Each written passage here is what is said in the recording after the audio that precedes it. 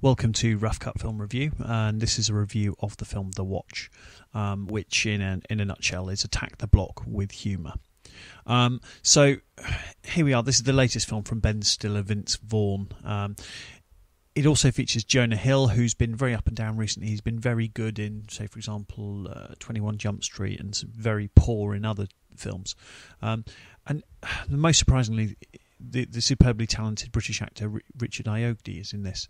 If you've not seen his directorial debut, Submarine, it's an absolutely excellent coming-of-age film about teenage love, and it's absolutely fantastic. So he's fallen in with the sort of Ben Stiller, Vince Vaughn stable crowd, and he appears in this film. And the film is helmed by Akiva Schaffer, who's one of Stiller's pals, I guess, from Saturday Night Live. So the premise of the film, the film actually kicks off with a painfully racist scene of Ben Stiller's character patronising a Mexican stereotype. It's not intentionally racist, I don't think, but it's just so thoughtless, and it's silly stuff, and the people really should know better than do this. So it's a Mexican security guard, and he starts smoking weed and drinking beer on the job, and he's rapidly and quite brutally murdered by an alien. So Ben Stiller's character takes it upon himself to investigate the murder of one of his employees at this massive supermarket. So he believes it to be a fairly straightforward murder. He forms a neighbourhood watch. We then go through a rather predictable ride through sort of teen parties, orgies, to fighting aliens once they've formed the watch of the four main characters. We find out the motivations for the characters of joining the watch and how they might not initially be what they thought they were, but we can see this coming from a mile off. So in terms of inspirations and where the film is pegged, it instantly draws comparisons with Joe Cornish's Attack the Block. It's a similar premise, but it's less John Carpenter, and it throws the jokes around thick and fast. Sadly for me, none of them actually land.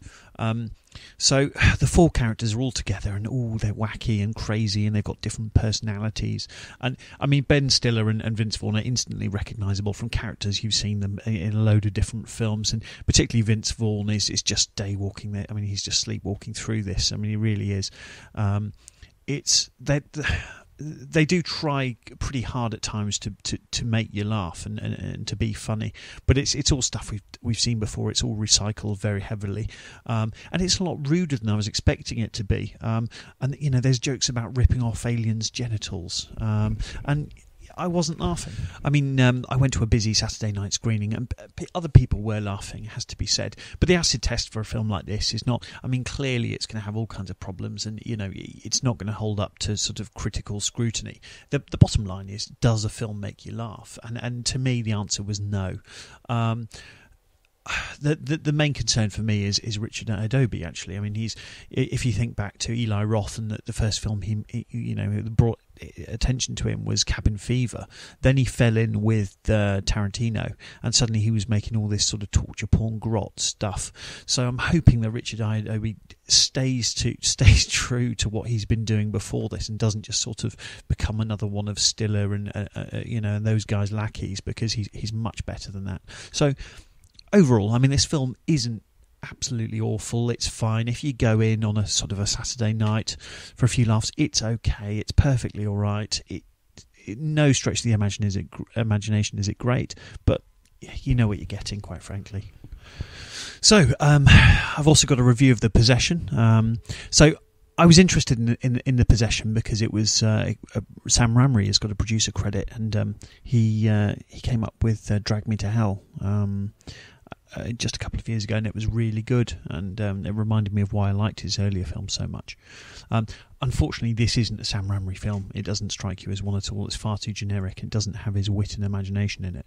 So the film, I mean, instantly got my back up, really, because it came up with, based on a true story, that nonsense on the screen before anything's happened. And I think, okay, I know where we are. It's going to be a very generic, demonic possession film, and that's exactly what it was.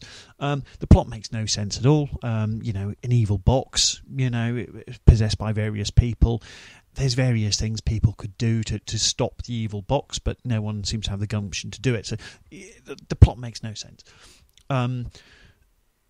and for a film that channels The Exorcist so much, it really needs to work hard, and this one doesn't for me. It's saved by some very strong performances, I thought, noticeably Jeffrey Dean Morgan, who plays the dad of the girl who gets possessed.